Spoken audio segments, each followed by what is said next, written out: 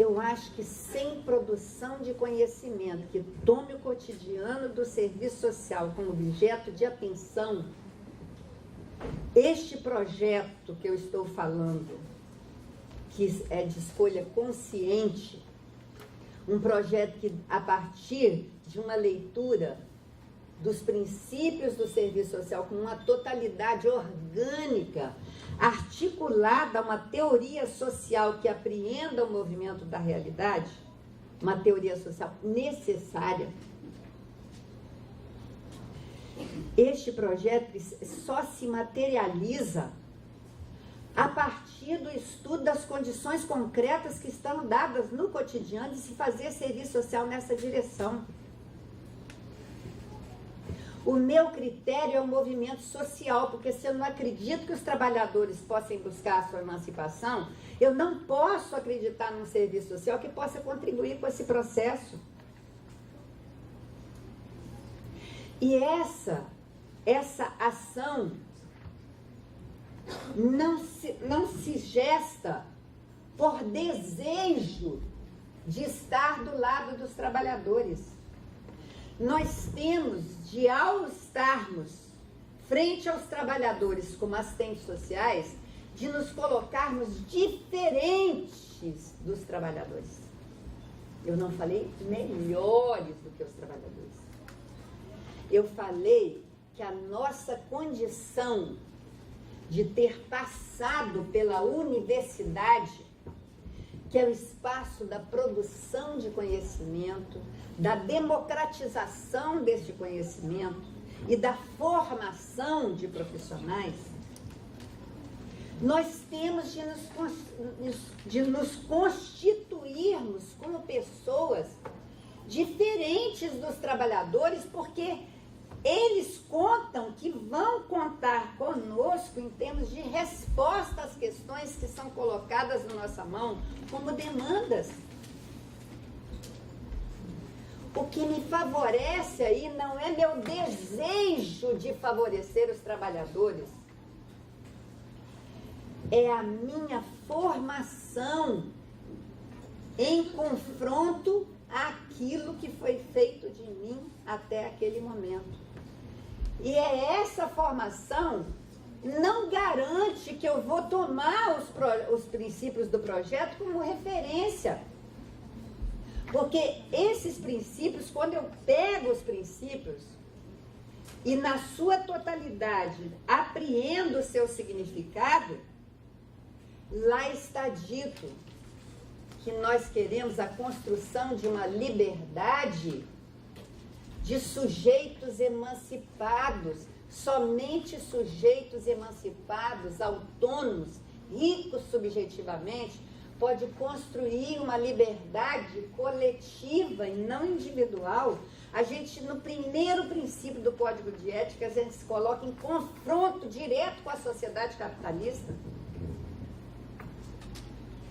Os nossos princípios falam de uma outra organização social sem dominação de classe, sem dominação e exploração de classe, etnia, gênero. Quando a gente retira esses dois princípios, os princípios que sobram tem uma direção totalmente diferenciada. Você retira a liberdade. Vamos lá. Quem sabe dizer comigo os princípios do serviço social? Liberdade como valor ético central e as demandas a ele inerentes. Quais são? Autonomia, emancipação e plena expansão dos indivíduos sociais. Então, eu retirando a liberdade nessa concepção e não aquela liberdade onde a minha termina, onde a sua começa e vice-versa, que nos coloca em confronto e em disputa. E quando eu articulo com a outra organização social sem exploração, principalmente exploração do trabalho, porque os preconceitos, as discriminações são consequência e não são acabando com o preconceito, você não muda a sociedade. É isso que eu quero dizer. Mas você acabando com a exploração do trabalho, você muda a direção da organização social. Por que não? Porque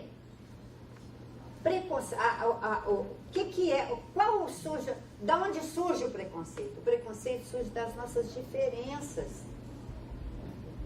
Numa sociedade emancipada, vão continuar existindo negros, vão continuar existindo japoneses, judeus, vão continuar existindo as diferentes opções, escolhas na orientação sexual. Isso é próprio do humano.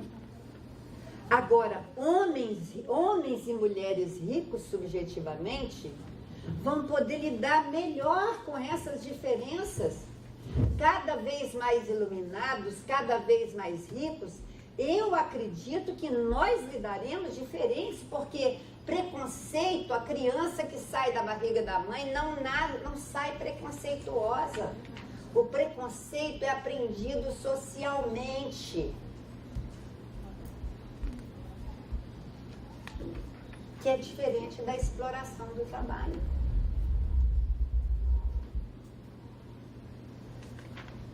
Se a gente retira a exploração do trabalho, a gente vai para o quê?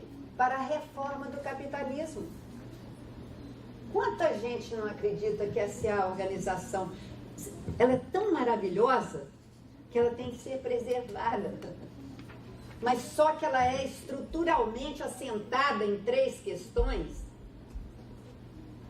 que gera o que nós estamos observando hoje. O que é que os últimos movimentos colocaram? 1% e 90%. Ou seja, existe 1% de proprietários da maioria da riqueza produzida no mundo e os 90% ficam com o resto. Só para vocês terem uma ideia, em 1996, vocês sabem desse encontro que tem em Davos, na Suíça, dos grandes capitalistas, né? Em 1996, eles estavam reunidos lá, grandes os representantes dos 7 países centrais do capitalismo, Inglaterra, França, Estados Unidos, etc. e tal. Alguns capitalistas influentes, dentre eles o Bill Gates, e intelectuais orgânicos do capital, que leem Marx para entender como enfrentar as crises capitalistas. Um desses intelectuais, que eu sou incapaz de dizer para vocês o nome, Brzezinski, uma coisa assim, ele disse o seguinte: olha, todos os estudos estão mostrando que o capitalismo, para se desenvolver e acumular, ele precisa de somente 20% da força de trabalho mundial. Bem, está lá em Marx, não está? Né? A força de trabalho é a coisa mais cara para o capital. Então, ele tem de, no máximo, tecnificar ter trabalho morto para substituir o trabalho vivo, né? Ora, só que isso gera um problema para o capitalista, que não dá mais para sair jogando bomba e matando todo mundo. Não dá mais para todo mundo morrer. Tá, isso acontece, é só ver por que não teve intervenção em Ruanda, em todos os conflitos da África, para a gente saber o que é você deixar acontecerem as guerras e os conflitos para diminuir o número de pessoas no mundo. Mas não dá para fazer isso às claras. Então, os capitalistas precisam de alguma coisa que dê conta dessa situação. Então, ele diz o seguinte, olha, nós estamos divisando uma sociedade do 20-80. Eles só não colocaram eles neste conjunto de pessoas. O 20-80 são 100% de quem tem somente a sua força de trabalho para vender. Então, o que é que qual a saída para isso? A saída para isso é uma noção que ele inventa, chamado titernament, ou seja, mamar e, como é que é? Mamar e entreter. É uma junção de mamar e entreter em inglês. E qual a lógica dessa noção? Você tem de dar um mínimo das pessoas se comerem e colocá-las felizes com outras coisas, né? Para que elas se distraiam e que nos deixem em paz e a gente vai lá e com esses 20 a gente leva o capitalismo para frente. Isso remete vocês a alguma coisa brasileira? Hein?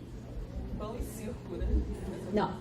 Isso já é o pão e circo lá. A questão diferente é que aqui os grandes imperadores foram substituídos pelos grandes capitalistas, né? Mas uma coisa bem brasileira e que vem gente do mundo inteiro observar como que o Brasil conseguiu lidar com os